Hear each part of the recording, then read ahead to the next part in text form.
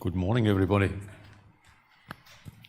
It's Monday morning, the first day of the term. It's 9 o'clock, and you're here. Welcome. I'm happy to welcome you for this lecture in theoretical astrophysics. I am Matthias Bartelmann from the Institute for Theoretical Physics. And I'm looking forward to giving this lecture, actually.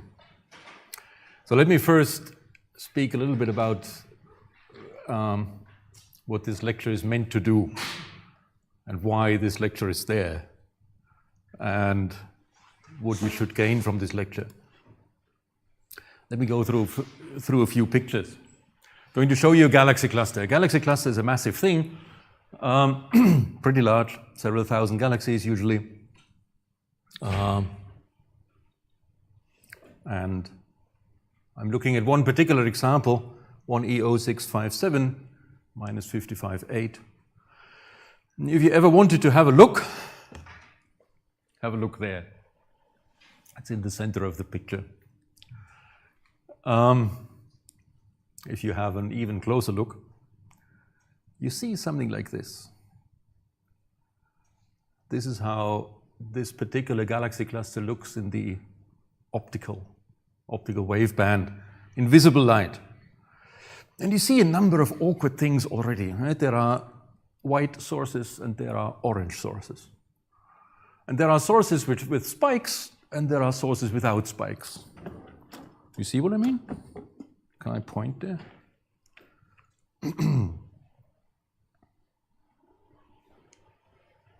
Orange. White with spikes. White without spikes. Orange without spikes. White with spikes. What are you looking at? What are you looking at? Those are stars. Those without spikes are not stars. The orange ones are galaxies that belong to the galaxy cluster. The white ones are galaxies that do not belong to the galaxy cluster. So by the color, roughly, you can identify that, you see the pointer, yes, that here is, let's say, a group, rather large group of galaxies. Some of them are faint, some of them are bright. And if you look at these galaxies with a spectroscope, you can see how fast they move. And this is an important piece of information. This leads to the area of stellar dynamics within theoretical astrophysics. But let's have a different look. Let's take an X-ray telescope. And this is very soft X-rays. In fact, it's with an X-ray photon energy of approximately 1 electron volt, or between 0.2 and 10 electron volts, actually. And first of all, you see the individual photons. This is because one of these photons arrives approximately per second. So you can handshake them and can say hello to every one of them. But then what do you see? You see blue and pink, obviously. There's some white. But there is an approximate triangle here. Why is that? What kind of radiation are you looking at if you look with a telescope like that, right? That has a sensitivity, or that has its sensitivity maximum around a photon energy of approximately an electron volt? What processes are underlying that emission that you see here? And why is there a relatively sharp contour? What do you conclude from this contour being there? Let's have a different look. This is the X-ray surface brightness profile. So you sit somewhere in the center. Where's that center? Not so clear. Nonetheless, you pick one point, you call it center. You average around this point, you get a radial profile. You see this sharp transition here. Why is this there? And let's have another look. Now again, you see the galaxies of that particular galaxy cluster, this time observed with the Hubble Space Telescope at spectacular angular resolution. And you see green contours superposed. And these green contours superposed are actually the mass distribution. Never mind where you get the mass distribution from. So what you see there is the actual physical density of matter in that galaxy cluster. Now have a look at this combination here. Isn't this lovely, first of all? I mean, again, you see things with spikes and things without spikes and so on. So here are the cluster galaxies, and here are also cluster galaxies. Somewhere in the middle is the X-ray emission. The X-ray emission has relatively sharp contours. What on earth are we making of this picture? And essentially the entire lecture is meant for you to understand what you can conclude from pictures like that. Okay, that's the point. Enough for today. Thank you.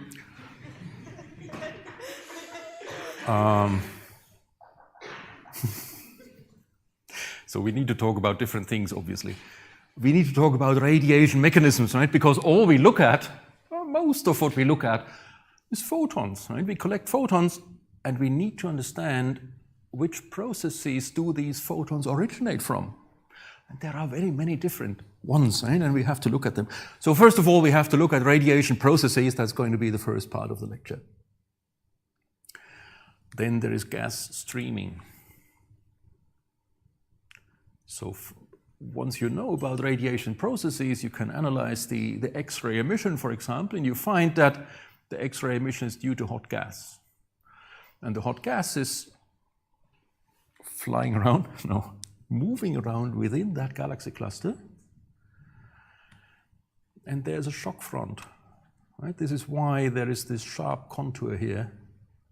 You see this, do you? Yes. This is why there is this sharp contour in the X-ray emissivity. So there's a shock forming, and we need to understand what shocks are, right? So we have to have a look at hydrodynamics. Hydro? Speaking about gas, right? Okay, good.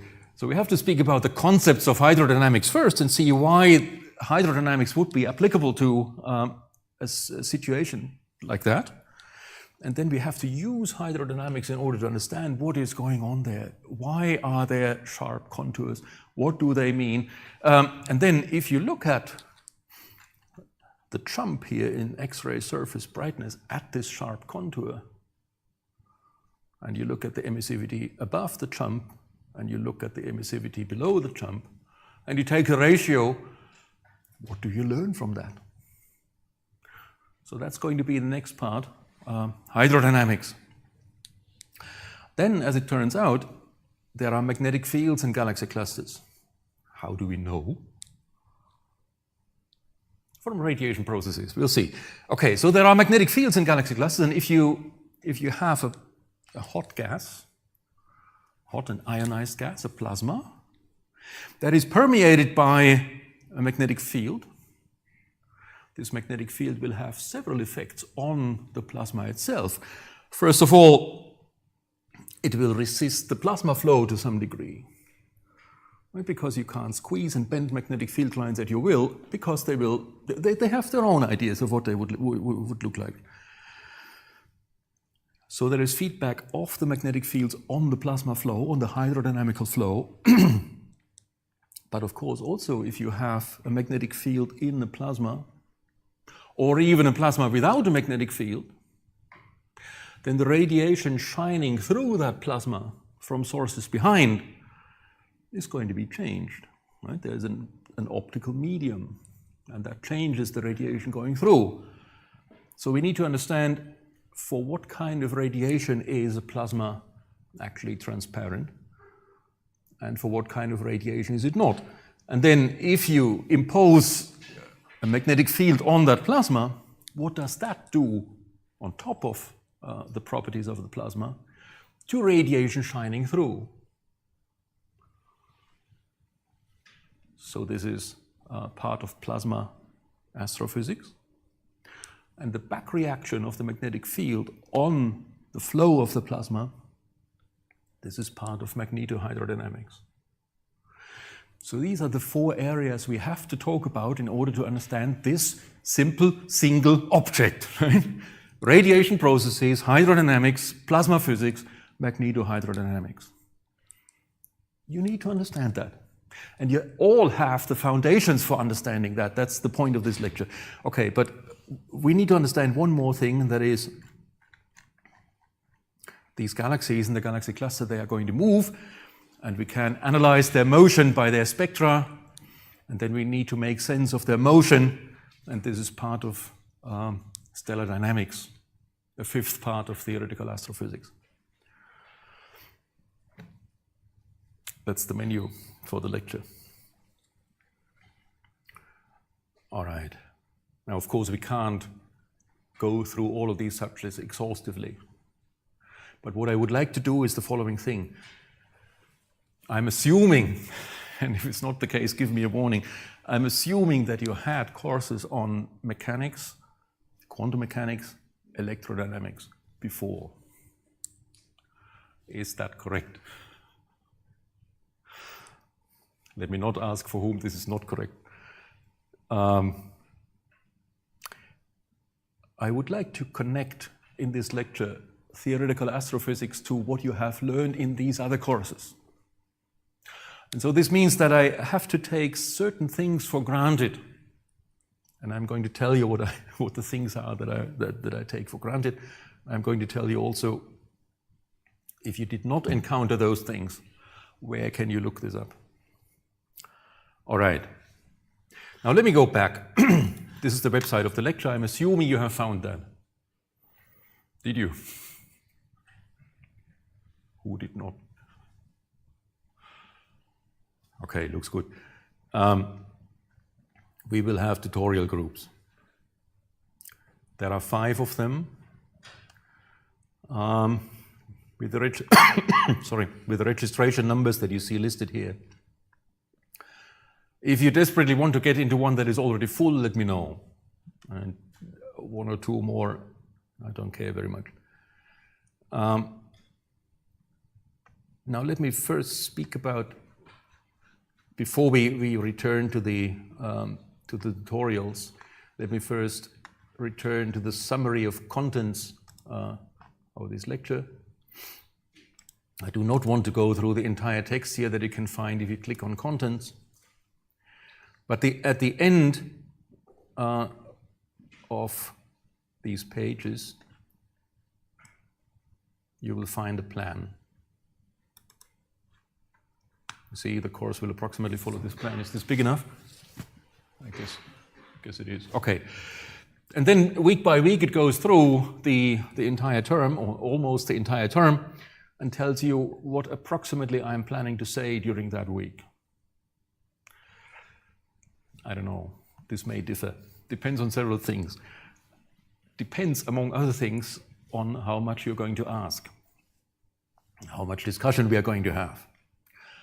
And if you have questions, please do ask.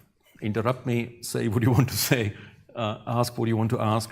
And sometimes if we have discussions here, and I very much appreciate if we have discussions here, then I won't cover the complete material that is listed on this menu. Sometimes I'm faster than that. So take this as an approximation of what I'm at least planning to go through. And you see, there's radiation processes 1, 2, and 3. There's hydrodynamics 1, 2, and 3. There's plasma physics 1, 2, and 3. There's magnetohydrodynamics 1, 2, and 3. And then there is stellar dynamics 1. The reason is that the concept of stellar dynamics are very similar to those of hydrodynamics. So, yeah, another reason is that the term is too short for the course. All right, the term has 15 weeks in total. The last week is the exam week. In the week before the exam week, I would like to summarize the lecture and answer questions that you may have. Or do other things, depending on what your mood will be like then. All right, that's the contents of the lecture. Now let me speak a little bit about the procedures of the lecture. So first of all, let me make this a little bit larger. There are some pieces of information which you obviously don't need anymore, namely when is this lecture and where, and so on. Now let me speak about the problem sheets and the tutorials, which are perhaps most interesting for the moment. So regularly every Monday morning I will upload, or the head tutor will upload a problem sheet. You will find this on the lecture website. I'm going to show you the first one. There are tasks on the problem sheet which are called classroom assignments, and others which are homework assignments. The classroom assignments are obviously meant to be solved in the classroom. Good. Your solutions to the problems will not be corrected or graded by the tutors. This is because I think this is an utter waste of time for the tutors, and maybe also for you. Nonetheless, you should have a chance for the tutors to have a look at your solutions, and for that reason, you will have the opportunity to upload your solutions just for the tutors to have a look at them. I would rather like the tutors to spend their time on explaining questions, right? Discussing with you, discussing the problems, telling you why the problems make sense, or maybe why they don't, and so on, right? I would like the tutors to speak about physics to you in the tutorial groups and not about why is there a minus sign. But then you need to have a chance to get the solutions to the problems, and therefore we will give you the solutions to the problems, of course, after they have been discussed in the tutorial groups. Okay. It is an important part of the lecture that you will be active. So it is one of the purposes of the tutorial groups to activate you. And this is why you will be admitted to the exam, the final exam, if you satisfy certain criteria. And the criterion is that the tutors can verify that you have worked on at least about 60% of the exercises, and that you have collected at least 5 points in the exercise or tutorial groups. And points are awarded for different things. Drawing elephants on the board, no. Discussion of a classroom assignment, presentation, discussion of a homework assignment, summary of essential contents of the lecture in up to 5 minutes. This is important, because very often you get summaries that are longer than the lecture. This is not quite the idea of a summary. The point is to make you use your own words for repeating what you have heard. And according to all didactics research, this is by far the most effective thing to learn things. Right? So this is why a summary of essential contents of the lecture in up to 5 minutes, or the answer to a comprehension question, can also give you points. Tutors will give you 0, 1, or 2 points. 0 is obvious, 2 is very good. Let's see. All right, this is essentially what I wanted to say about the procedures of the lecture. I cannot tell you yet when we expect the exam to be, right? Since this is not one of the bachelor core courses, and most large rooms during the exam week are being used for the written exams of the bachelor core courses. It takes a bit of pushing and asking to get a suitable room and a suitable time slot. We'll fix that. All right, now, as promised, you'll find the first problem sheet here. This problem sheet has a purpose. Maybe it looks weird. Let's do away with it right away. Okay. Now, lecture materials. First of all, I'm going to record the lecture, unless accidents happen. And I'm offering a live stream for the lecture. The reason for the live stream is that this lecture overlaps with other lectures that some of you want to hear. And of course, you can listen to the live stream whenever you like.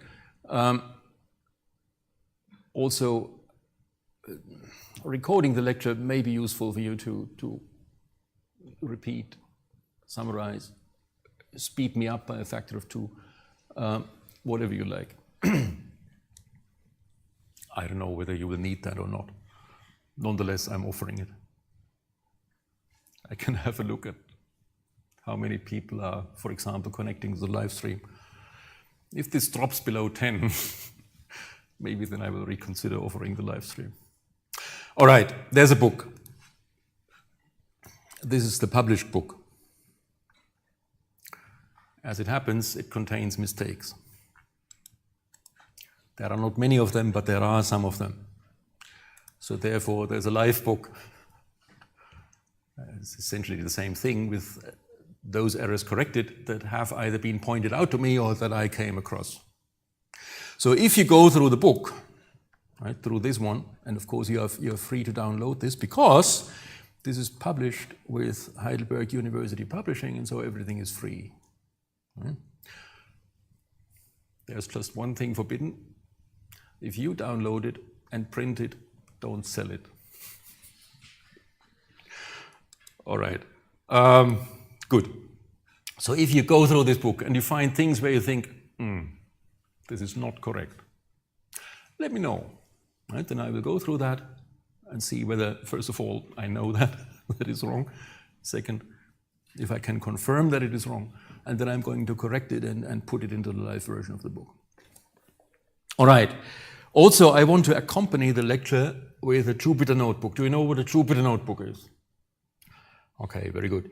Because I want you to I want to offer the possibility to you to do certain things on your own.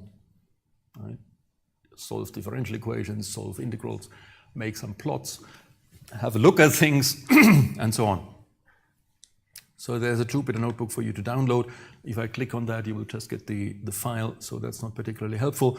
I'm using here in the lecture a Jupyter server at this institute, where I can log in with the university ID. Let me do that right away.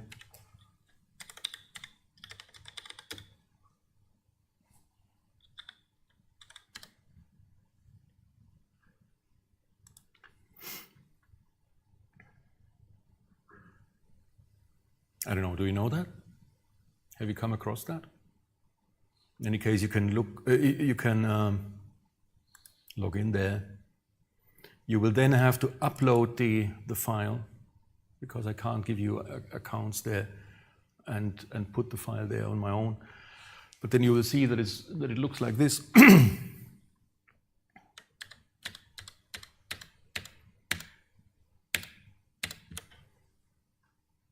And it does pretty things.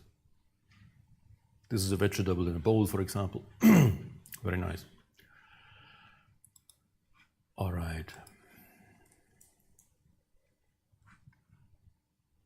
So this is by and large what I wanted to say. The introductory slides you have seen.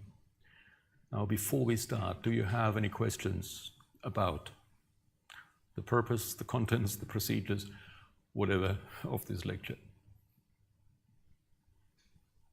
Yes? I don't have a uni ID yet, so how do I register for the practice?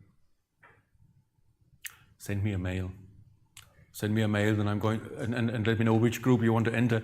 Then I will preliminarily register you by hand. And then once you have your uni ID, please complete the registration. The materials that you see on this webpage should all be freely accessible even without logging in. So, okay. Further questions? Yes. I didn't quite catch when we had to submit the exercise sheet. Like at what deadline? Or In time for your tutorial group. just through the Bildungskonto system or per email? We will have to set up channels first, but we will let you know. Okay, so channels for, so the question concerned, how do you send your solutions? How do you upload your solutions? I don't know yet. We will find out. We will let you know. Yes? You mentioned that the Jupyter notebook was to serve as visual exercise and fast Yes, yes. That's also live material. So whenever I think this would be nice to have in the Jupyter notebook, I will add things just for you to play with. Right?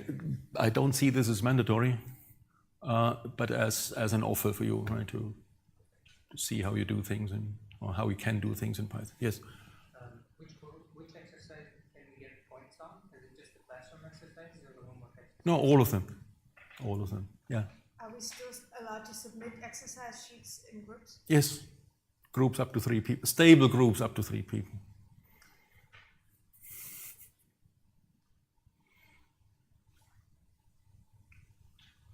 Anything else? Then I have a question.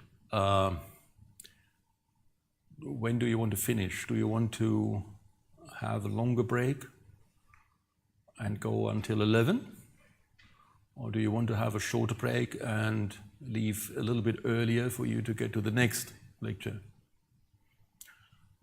So could you briefly show up, please, who is in favor of a shorter break and an earlier stop? All right. Who is in favor of a longer break? Sorry, Miro. Okay, good. Shall we start? Radiation processes. As I said, I want to start with Larmore's equation. No, I didn't say this yet. I want to start with Larmore's equation. Who of you knows Larmore's equation? One of you. All right, I didn't expect you to. But suppose you were given the problem to calculate the radiation power of a single point charge. What would you do? Tell me. And of course you've heard about Maxwell's equations and stuff, right? So you want to know the radiation power of a single point charge. What do you do, or what do you have to do?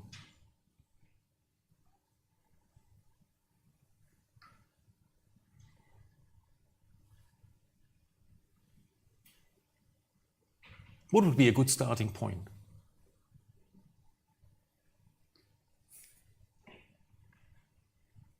For an electrodynamical problem, yes. Could you speak up a bit, please?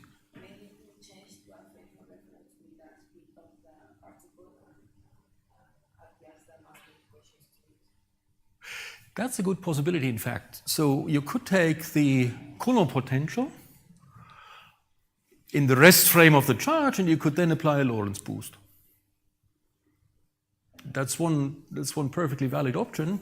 I would like to go a different way. Multiple expansion of the potential. A multiple expansion of the potential. Where would you get a potential from? I assume you know the velocity or acceleration of the charge. Velocity, acceleration, but how do you get the potential? Which equation do you have to solve?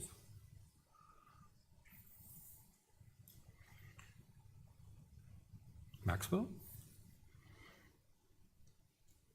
You solve Maxwell's equations, right? Let me bring Maxwell's equations in one particular form.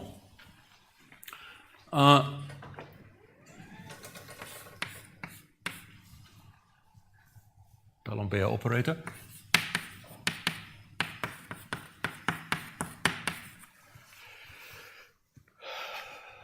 Is that equivalent to Maxwell's equations?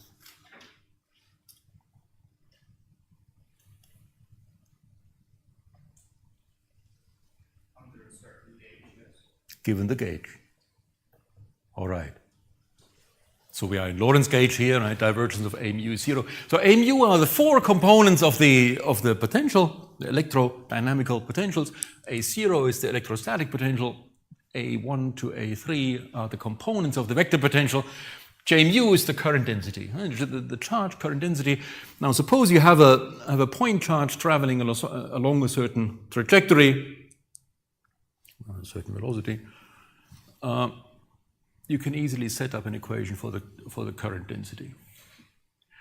How do you solve that equation? Once you know J mu, how do you get the A mu's?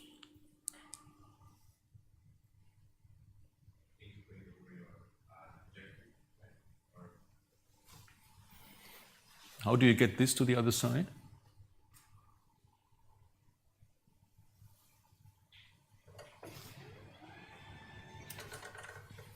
So we want to know this. Huh?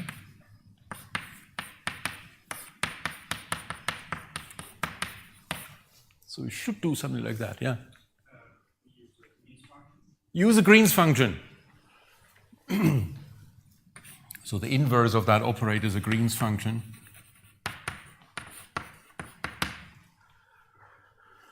There are two of them. There's an advanced one, there's a retarded one. Do you prefer anyone? I think in this case we need to use the retarded function because this operator also needs to. Okay, we need the retarded Green's function. I'm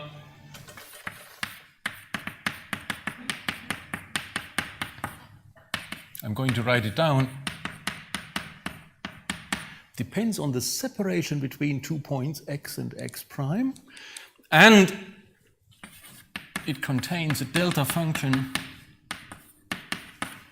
which connects the time t when you want to know the potential with the time t prime when the signal leaves the source that you observe at point x at time t. And r is exactly this, this distance here. All right, once you have the Green's function,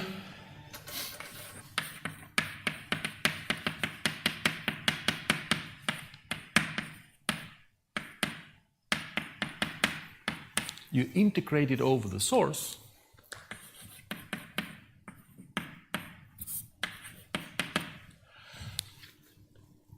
Some factors in front.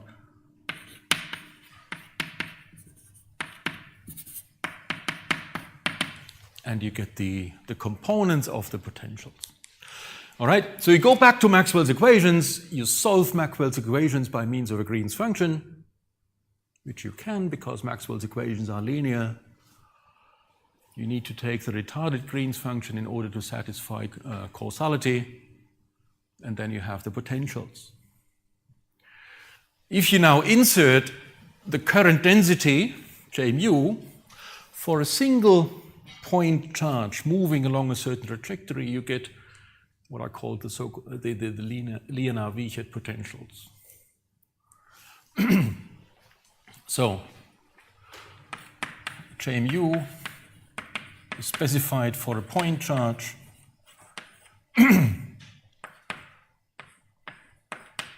along a trajectory x0 of t, and then by this operation,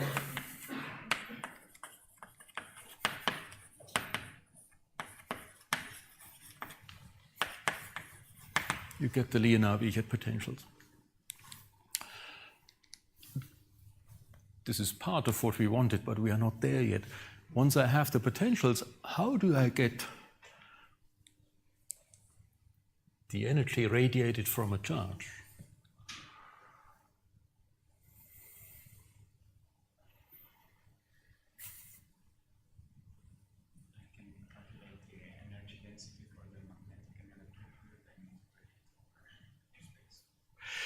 All right, the answer was you can take the energy density and integrate it over space. Then you get an energy. That's fine, but I need the energy radiated away. So I need an energy current density. The energy current density for an electromagnetic field, what is that? How do you get that?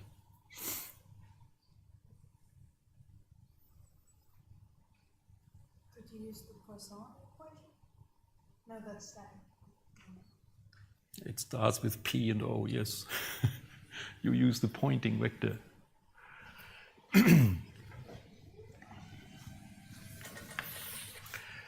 So once you have the potentials, you aim at calculating the pointing vector.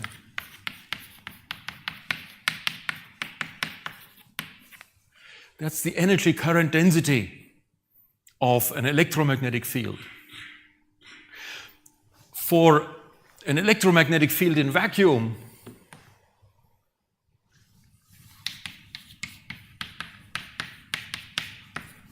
this is just E squared times the unit vector in the propagation direction of the electromagnetic wave. In other words, once I know what the electric field is, which charges like this are emitting, then I know how much energy per area, per solid angle, per unit time is carried by this electromagnetic wave. So the only missing link is that how do I get from the Liénard-Wiechert potentials to the electric field? Well, that's easy, right?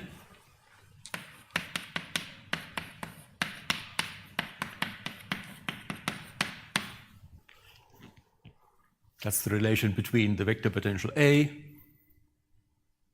with the components A1, A2, A3, the scalar potential phi with which is A0, and the electric field.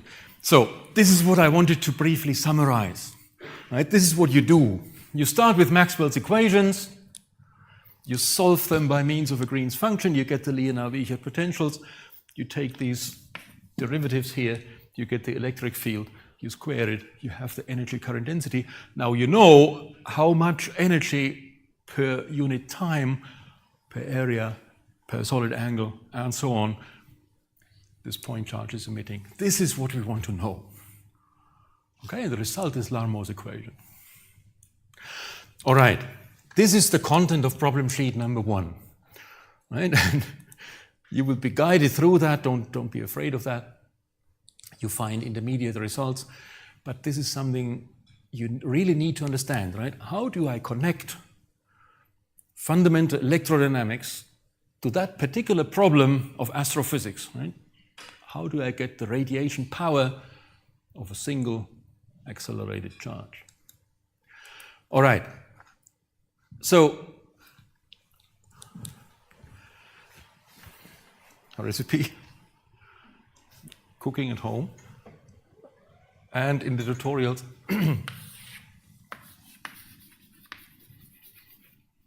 Larmor.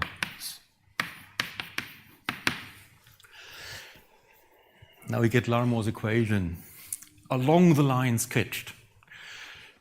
And instead of giving you one equation, I'm going to give you 4. P is the radiation power emitted by the particular point charge.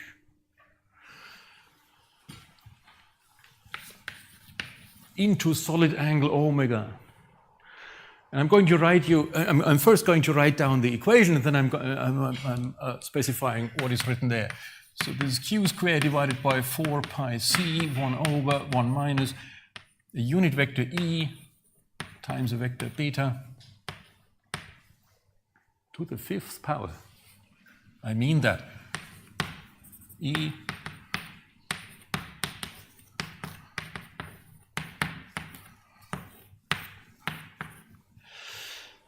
that's Larmor's equation in its full glory. Don't memorize that. Right? You find it in the book, you can look it up anytime. You just need to understand what it says. Right? All right, Q is the charge that is moving, C is the speed of light. Fine. The vector E is a unit vector pointing from the charge to the observer at the moment of emission. This means that this vector E, same as the beta here, this vector E and the beta are to be evaluated at the retarded time. Okay? At the time when the signal is emitted by the source and not at the time when it's reaching the source. And of course they are different. Okay, beta is the velocity of the source in units of the speed of light. So here you see 1 minus the projection of beta on the vector connecting the charge to the observer.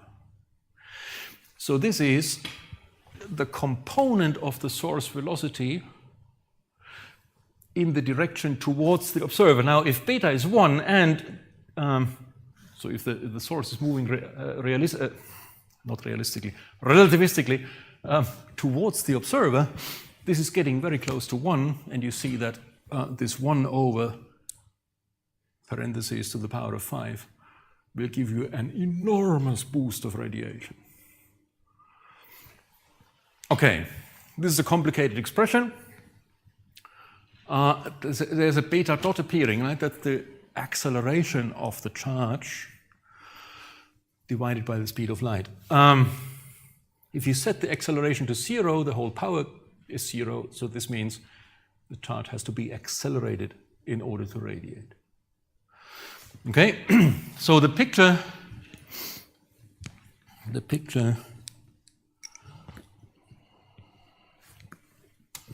anybody read Green Blind here? The picture is this.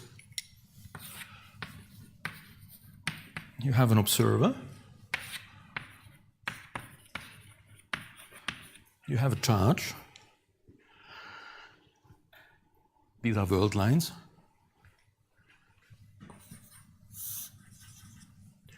The observer and the charge are connected by a light ray. The vector E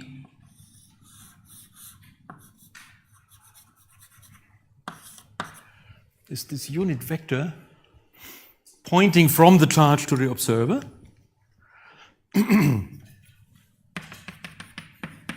This is the retarded time. This is the time when the observation takes place. Okay. Let's have a look at this right away. This is what I've plotted here. And you can play with that, of course. You see two different objects, right? One is red, one is blue. They are calculated for different relative orientations of source velocity and source acceleration. Okay? For the red bowl, right, this solid bowl, the acceleration points into the same direction as the velocity. So the charge is accelerated along its own trajectory, tangential to its own trajectory. For the blue, this blue club that you see there, the acceleration points perpendicular to the velocity. The blue club is scaled down by a factor of 10. You see this here? Scaled down by a factor of 10 in comparison to the case when the charge is accelerated along its own velocity. So this means that the blue club is a factor of 10 larger, and you get the emission into the direction of motion of the charge. Right? The beta vector is the perpendicular axis in this diagram. Now you can play with that. Suppose, for example, you want to have a faster charge. I just set beta to 0.75.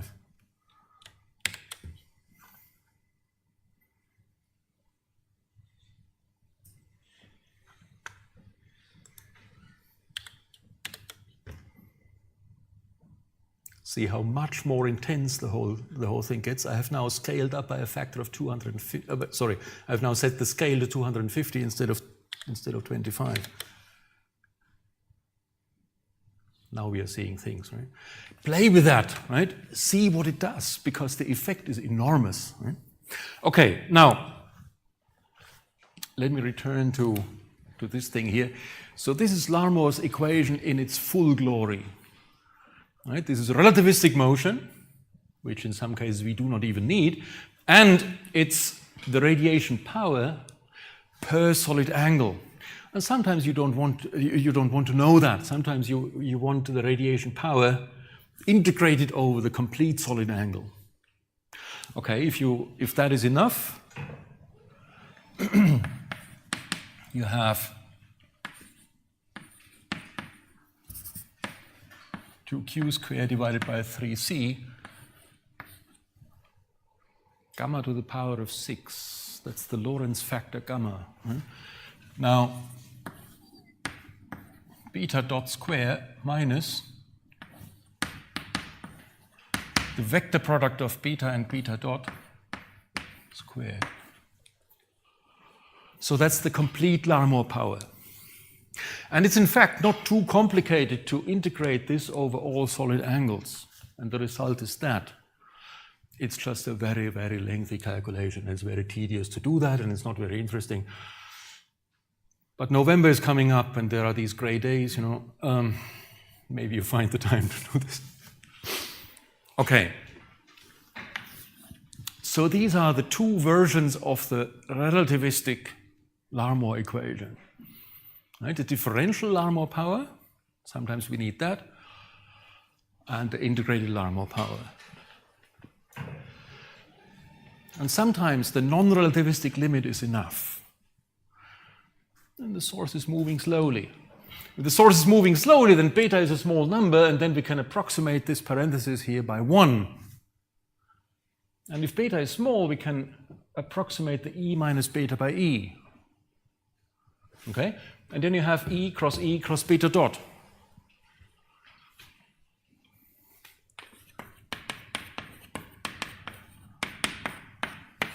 And we need the absolute square.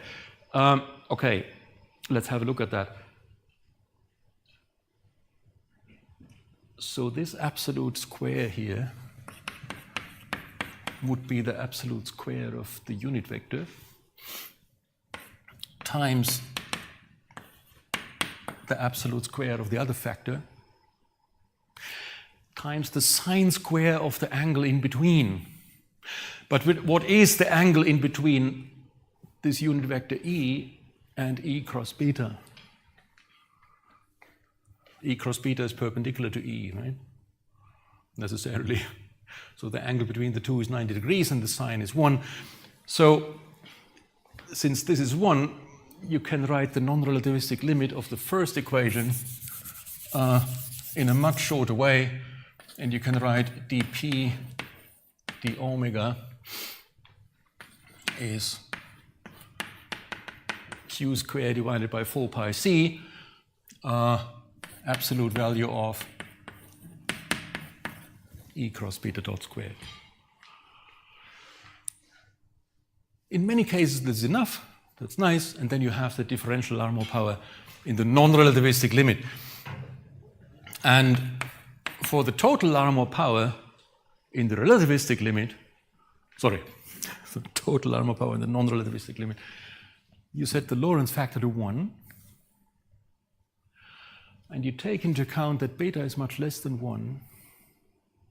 So this expression is much smaller than that one.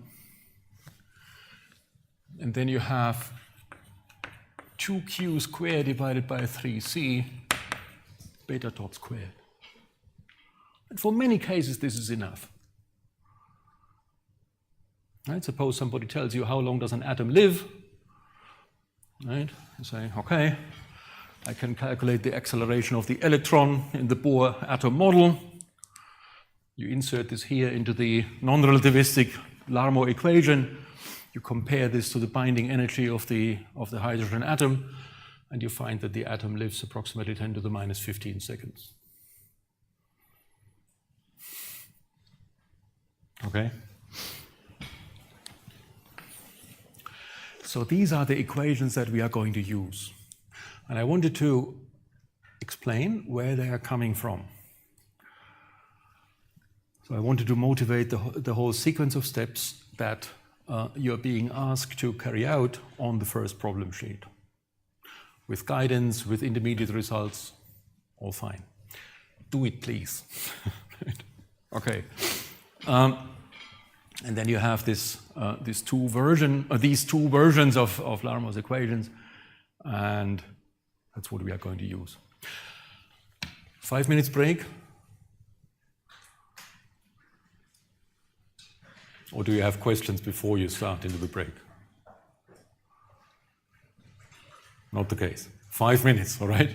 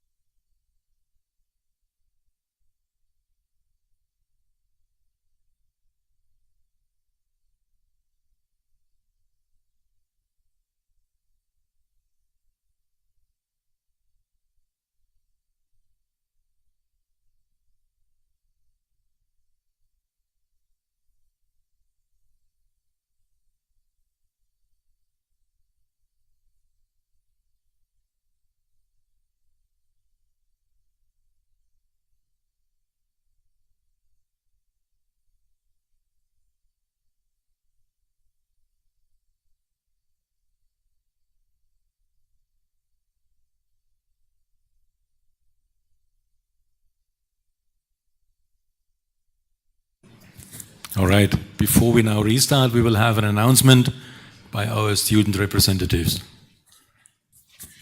Hello, everyone. I want to say hello specifically to the people who are new here in Heidelberg this semester. I have something for you. We are organizing a mentoring program from the department that is going to help new students who've just arrived in Heidelberg who have the feeling they don't know anybody yet in their master's degree, who's going to help them get to meet new people, maybe also get to see the city. And that's the buddy program. The idea is you get a group of about 5 to 8 students. And in that group, you get 1 or 2 mentors. Those are people who have lived in Heidelberg for several years, who know the program, and they're going to help you arrive here in Heidelberg. They're there if you have any questions. They're there, for example, to organize game evenings or to cook together. So we organized this buddy program. You can find the course on the website. You can sign up for it there, or you can just go to the kick-off meeting. It's this Sunday, so at 5 p.m., and we're meeting just outside this room. The idea is just to go there, have a little chat. You're also welcome if you don't want to sign up for the program and just want to chat. So it's just supposed to be this really relaxed social affair.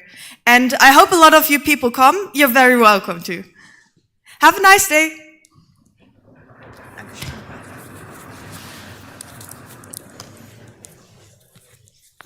Thank you very much. And let me say a few more things. Yes. First of all, if you go through this problem sheet, and of course you will do that, I trust you, have a look at this book maybe. It contains an introduction on electromagnetism. And within not too many pages,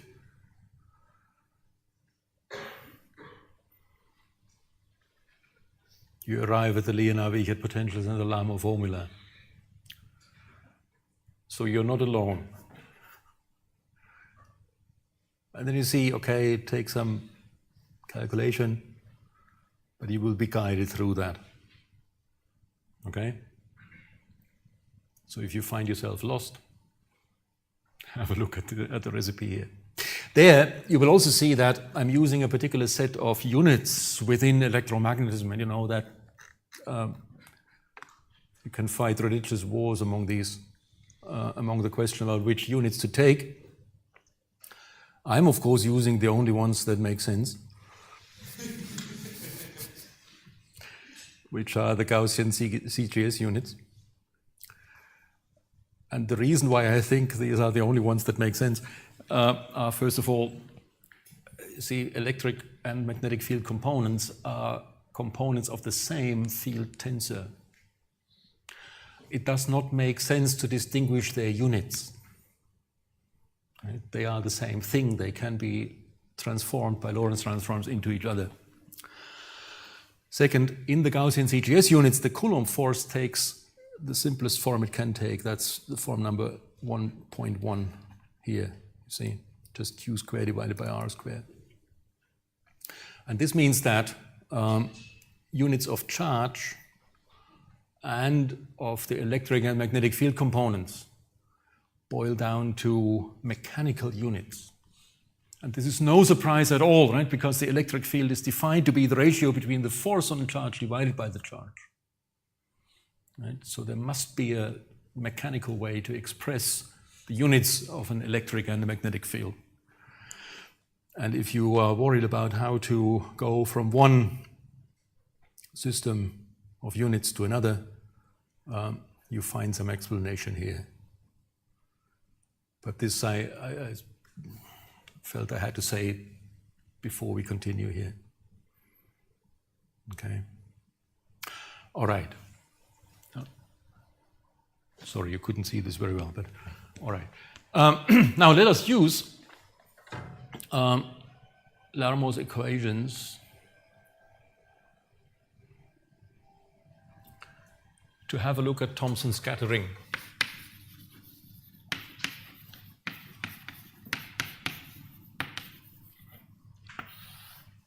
Thomson scattering, first of all, because it appears everywhere in astrophysics. Second, because it's the simplest case of interaction between electromagnetic radiation and charges.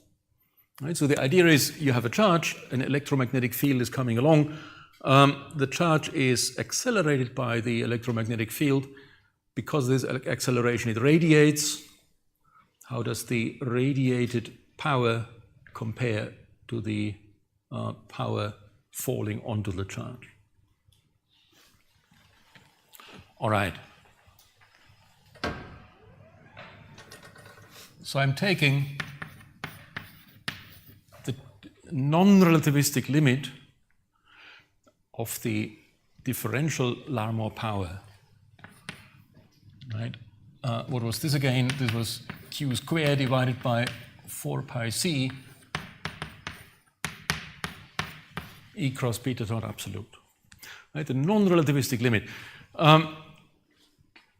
Of course, you could also apply the relativistic Larmor power here, but this would make sense only if you had an electromagnetic field that would accelerate the charge to relativistic velocities, and this is actually the case that we cannot cover here.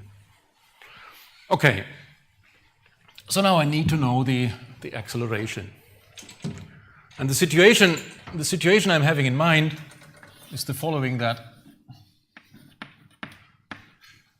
along the z-axis of the coordinate system I'm imposing, the infalling electromagnetic wave is coming along. And then I'm looking at an observer, or I'm imagining an observer who is sitting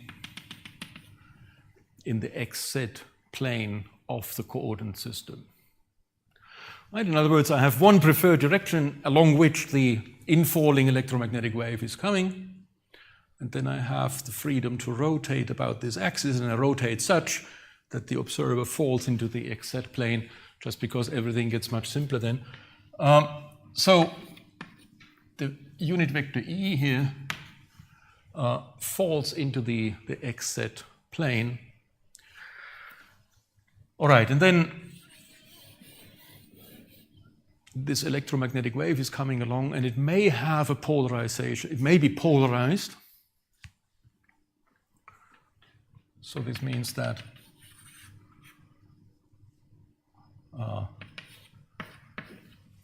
there's a certain polarization angle with respect to the xz plane.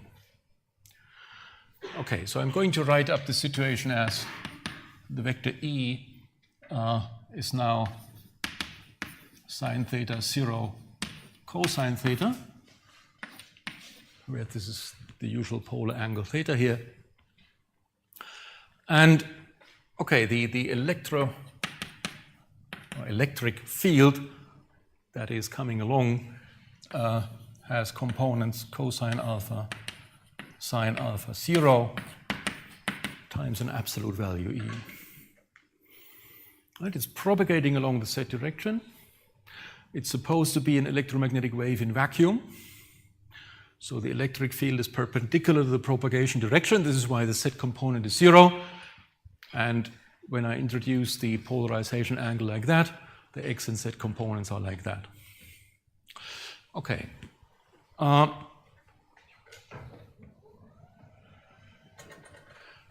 So this is the geometric setup. Now I have to say what this electric field is going to do to our point charge, which I take to be which I take as an electron.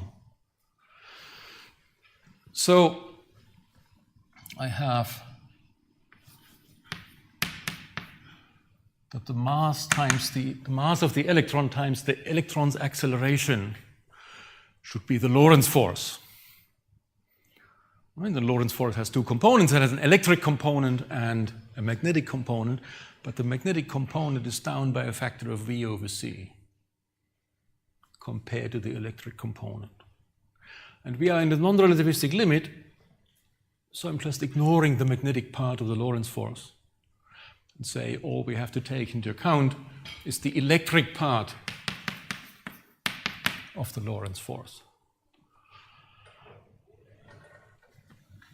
So there I can immediately read off the beta dot that I need in order to insert this into Larmor's equation.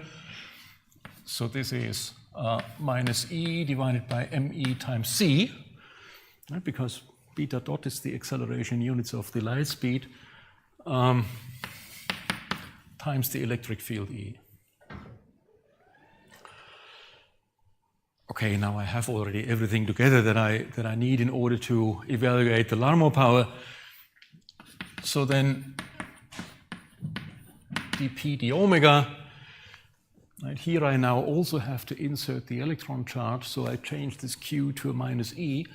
So together with this e in the beta dot and the square, I'm getting e to the power of 4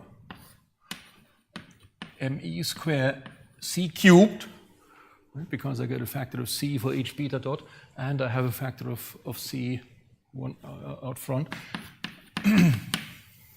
divided by 4 pi times e square. Okay, and now I only have the vector product of these two unit vectors, sine theta 0 cosine theta and cosine alpha sine alpha 0. So this is 0 times 0 minus cosine theta times sine alpha. So I'm just taking the vector product of this with that, right?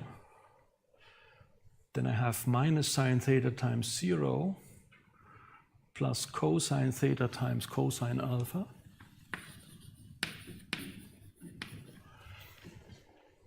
And the third component is sine theta times sine alpha minus 0.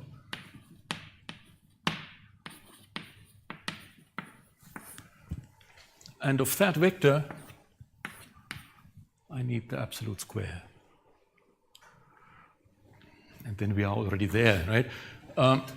So this is e square elementary charge to the power of 4 divided by 4 pi me square c cubed me square c to the 4th power. That would be nice, wouldn't it? That would be just the rest energy of the electron squared. Okay, now what's the square of this?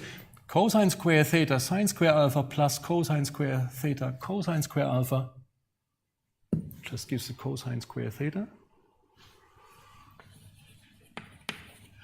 And then I have plus sine square theta times sine square alpha.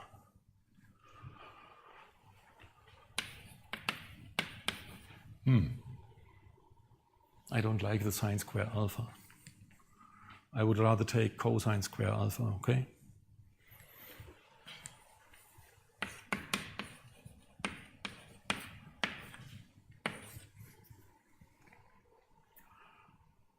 Okay, that's it.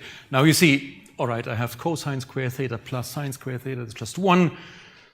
And I can write this as e to the power of 4 e to the squared 4 pi me square c3 1 minus sine square theta cosine square alpha. Okay, that's not very nice and doesn't tell you very much. But this is the power radiated by the electron shaken by the infalling electromagnetic wave. So now I'm going to divide this differential Larmor power here by the energy current density of the incoming radiation, because that will give me the differential cross-section of the electron. Okay? I'm then dividing the radiated power, so energy per unit time per solid angle, by the infalling energy current density, so energy per unit time per solid angle per area. And if I divide by that, if I normalize by that, I will get a cross-section. And this will be the polarization sensitive differential Thomson cross-section. Okay.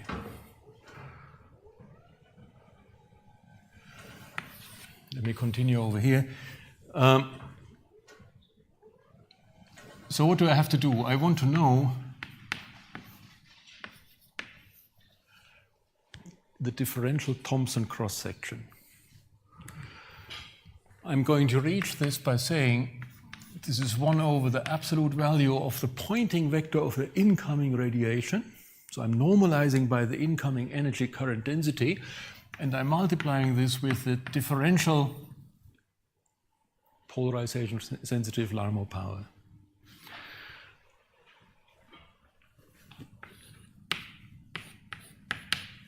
But the absolute value of the Poynting vector of the incoming electromagnetic field is c divided by 4 pi times e squared.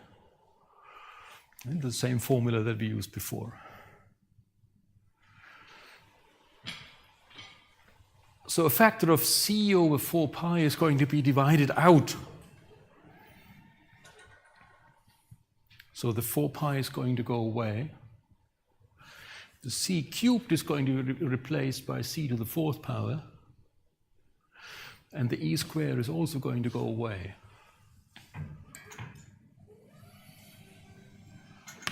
So this is e to the power of 4 divided by me square c to the power of 4.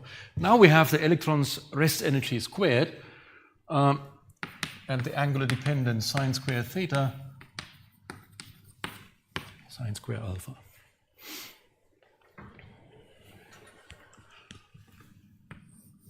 Have you ever come across this quantity here? Yes. That's cos square alpha, yes. Thanks. Exactly, yes. Have we ever come across this prefactor here? Have you come across a quantity e squared divided by me c squared? Sorry? No, that contains the Planck constant. No, that's the classical electron radius. Do you know the argument that leads there? It's very beautiful. Suppose you think of the electron as a uniformly charged sphere. Table tennis, no, not a table tennis ball. An apple, let's say. You want to explain the entire rest energy of the electron by its own potential energy. Right? And you just say, okay, the potential energy is given by e squared divided by Re. Re is a radius we want to know, but we squeeze the whole charge of the electron together until it reaches a radius Re, and we say, okay, now it has such a potential energy of which I assume that it reproduces the complete rest energy of the electron. That's the definition of a radius, right?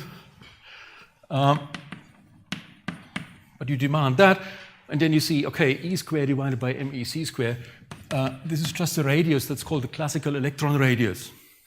And quantum mechanically, of course, it doesn't make any sense, but it appears very nicely here. It is obviously a quantity with a dimension of a radius. The illustration of which is that you are explaining, or you want to explain, the entire rest energy of the electron by its electrostatic potential energy. It's 2.81 times 10 to the minus 13 centimeters. It's not a lot. But then you see you can write the differential Thomson cross-section just as the electron radius squared, 1 minus sine square theta cos square alpha.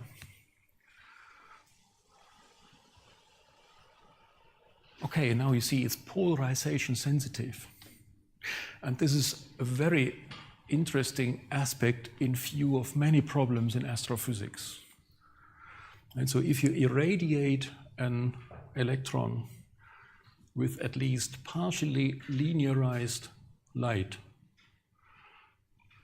the scattered light will also be polarized, right? Because the cross-section is polarization sensitive.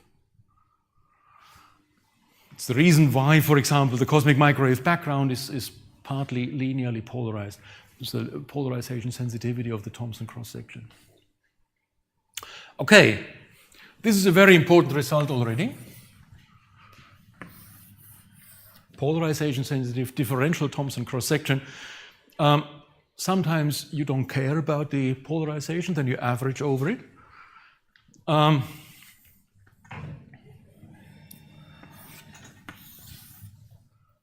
So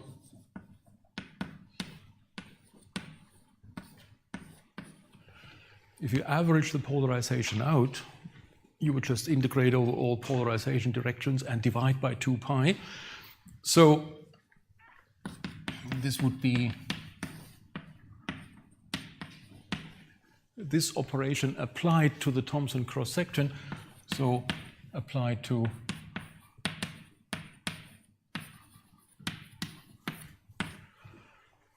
this thing.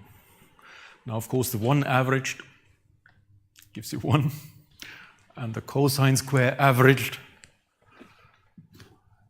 gives you a half times 2 pi.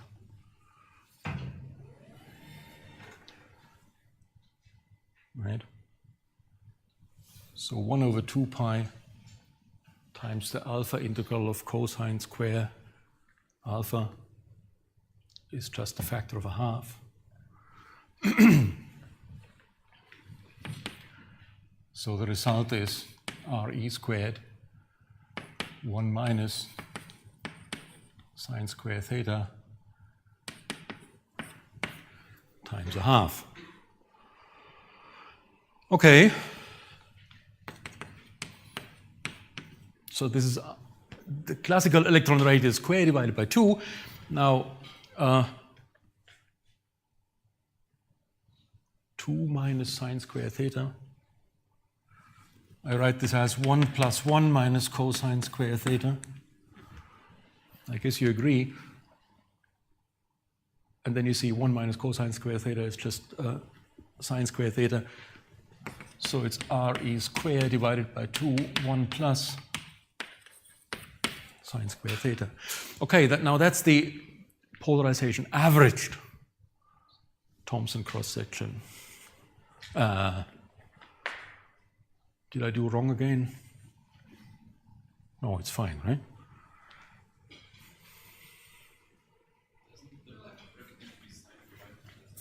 I did wrong again. Because I just wanted to say, so you see the forward scattering is preferred, which obviously requires the cosine. Right? So if theta is 0, that's the scattering in the propagation direction of the incoming radiation, then you just get RE squared for the polarization average cross-section. But you get the same backward, right? So it's forward-backward symmetric. If theta is pi over 2, so if you look at the at light scattered perpendicular to the direction of the incoming light, cross-section is half as large. Okay.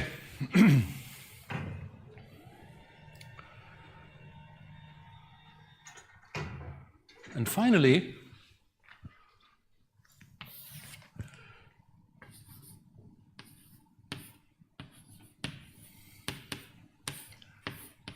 if you don't care about the directional sensitivity of the Thomson cross-section, you integrate the whole thing over the complete solid angle. And then you see this is RE squared divided by 2. Now, integral d omega 1 plus cosine square theta. Now the integral de omega, first of all, is an integral over d phi, so about the azimuthal angle around the propagation direction of the electromagnetic radiation, the incoming electromagnetic radiation. That just gives you a factor of 2 pi throughout.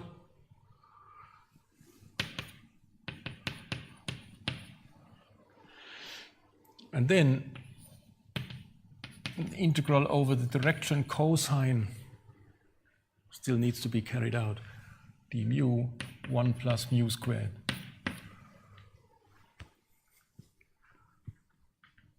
Clear what I'm doing, or? Good. All right. So the integral over the 1 just gives you a factor of 2. The integral over the mu square gives you a factor of 2/3. Right, so this gives you 2 plus 2/3, or 8/3. So the result is 8 pi over 3 RE squared. That's the complete Thomson cross-section, 6.6 times 10 to the minus 25 square centimeters. Very, very important number for astrophysics that you encounter everywhere. Right? If you want to know, suppose some source is shining and it shines through a plasma.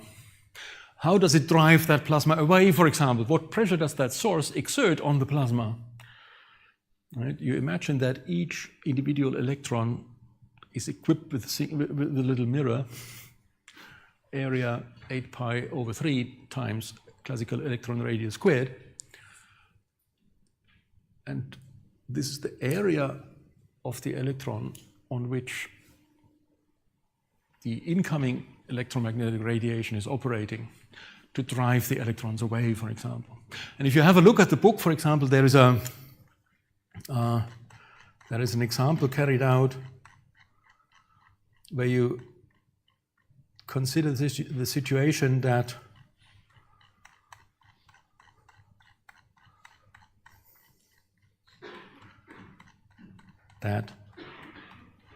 a source emits radiation, while at the same time gas is falling spherically symmetrically onto that source. And you wonder, how bright does the source have to be such that its radiation pressure balances the gravitational force? Right? That would be the maximum luminosity of a source that it can achieve, because otherwise it's just blowing its fuel away, in case of a spherically symmetric situation. It's called the Eddington luminosity. Have a look at that, if you like. Okay. That's what I wanted to do first, yes? I just had a general question. Is there any reason why we choose alpha to be in respect to the y-axis there, and not to the, like... I meant the x-axis. And that's what I drew. That's supposed to be the x-axis here. Right? And relative to the x-axis, the polarization direction is called alpha.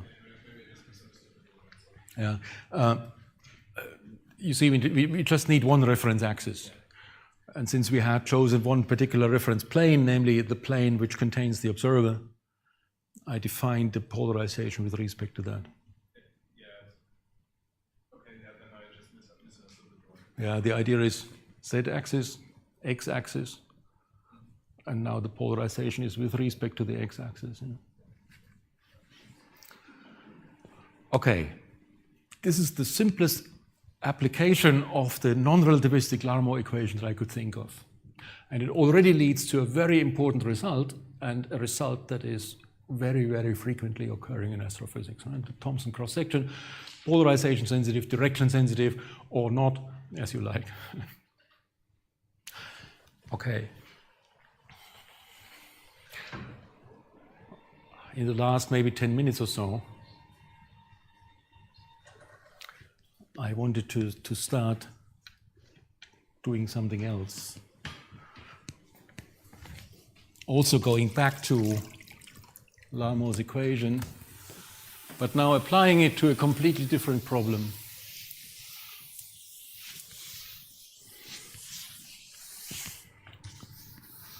Namely, I want to calculate a spectrum. That is, I do not only want to know how much energy does a source emit, but I want to know in what frequency does it emit that energy. Or rather, how does the energy distribute over frequency? And of course, for astrophysics, that's a fundamentally important problem, right? Because you can easily observe a spectrum. But then what do you do with it? Right? What do you learn from it?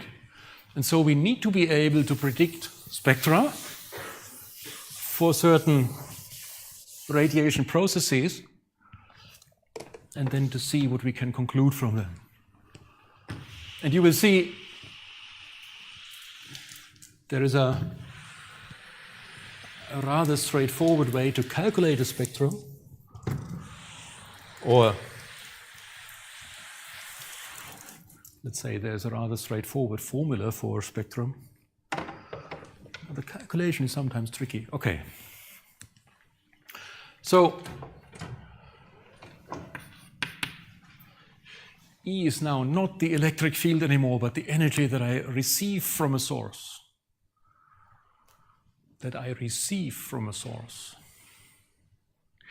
Previously, I emphasized that Larmore's formula gives you the energy that is radiated by a source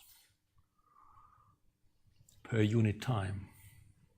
But the observer's time unit is something else than the source's time unit. Okay, because the source emits at the retarded time with respect to the observer, while the observer observes at a different time coordinate. So there is a transformation involved now between the retarded time and the observer's time that we will have to take into account. But okay, first of all, I want to know what is the energy flowing into solid angle element d omega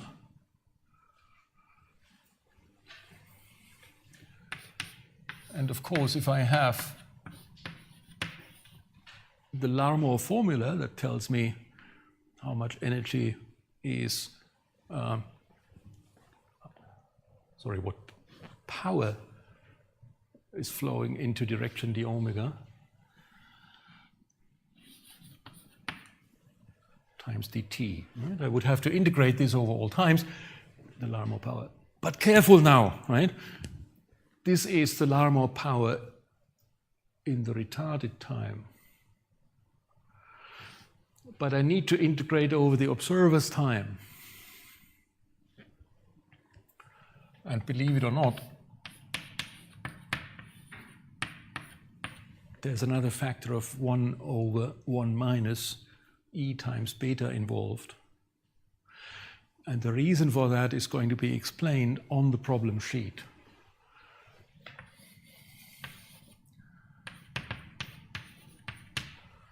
Because this is the derivative of the retarded time with respect to the observer's time. Okay? Good. Now let me just insert the Larmore formula, right? Q squared divided by 4 pi c, blah, blah, blah. Now I can, with a calm conscience, integrate over dt. If I take this other factor into account. Okay, now the complete factor is 1 minus E times beta to the power of 6. Remember, there was a power of 5 before.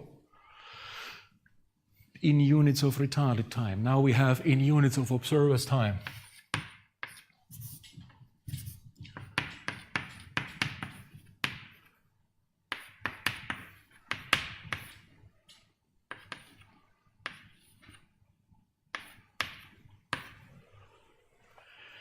So I have to carry this out. Oh dear. And it doesn't tell me anything about what I wanted to know. But now we take an identity from the theory of Fourier transforms called Plancherel's identity. And this tells you that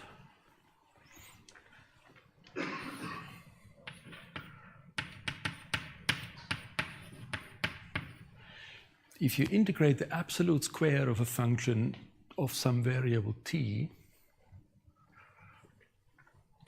over all times t here,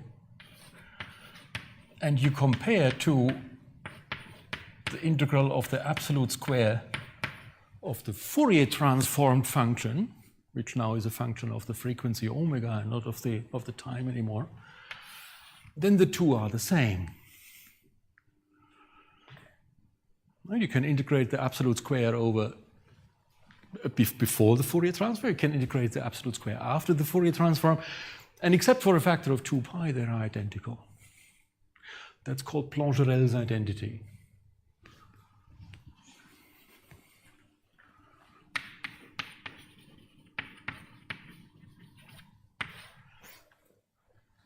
Now, of course, we do have a situation exactly like that, right? We have a square of some complicated thing that we integrate over time.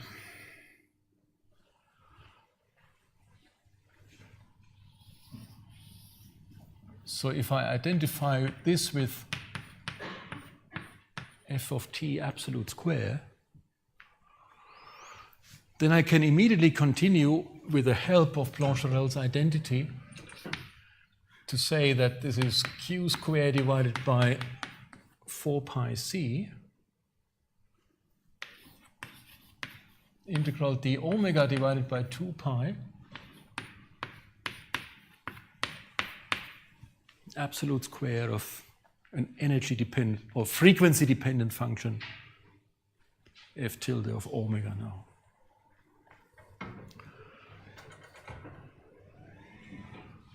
All right. But now I can read off that integral the spectrum that I'm expecting, right? The distribution over frequencies.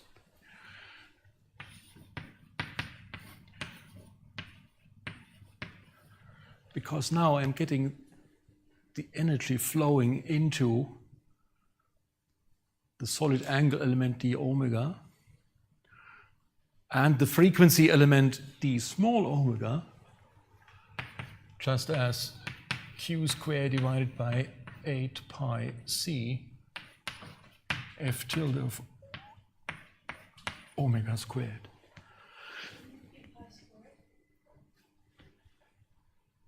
Because there's one already reflected, one from the.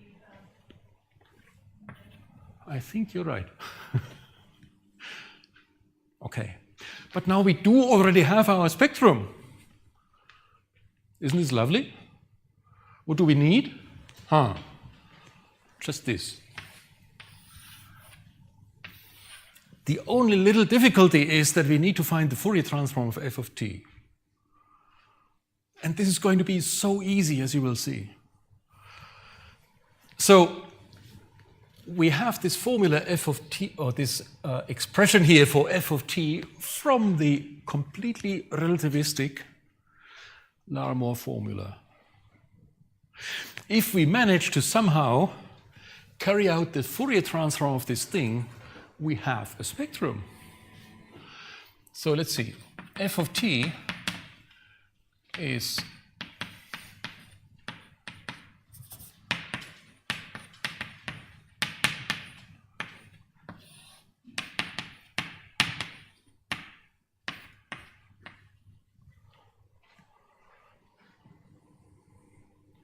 this thing here. Isn't it R6? Sorry? R6 in the denominator? No, see, this is f of t squared, and this is f of t. All right.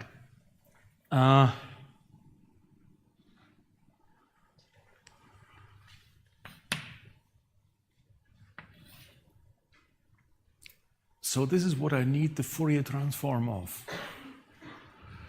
So I need to carry out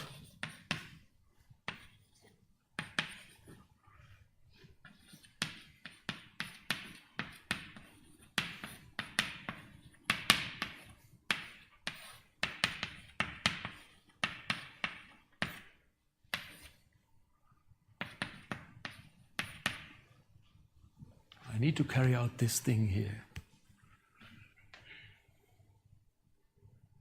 And now a miracle occurs. First of all, I can change the integration variable now from t to t prime.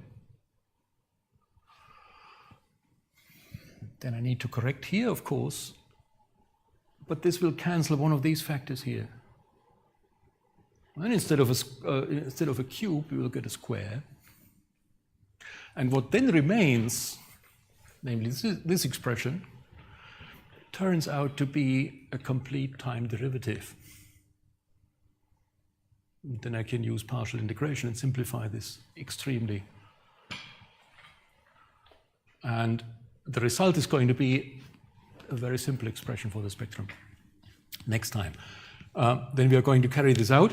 But you see, first of all, Plot-Ohreile's identity gives us one way to identify what we can consider as a spectrum. Then the technical problem remains to carry out the Fourier transform of this thing here. And transforming to the retarded time and noticing that this is a complete time derivative then simplifies the whole thing a great deal, and then we have one general equation for calculating a spectrum. Wednesday? Unless you have any questions for now.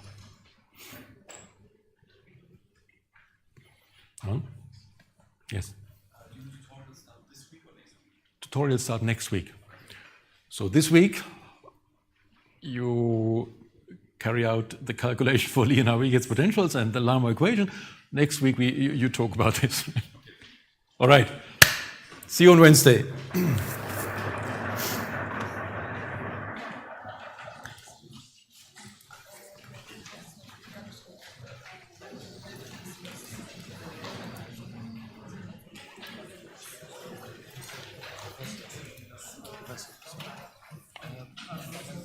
Just got my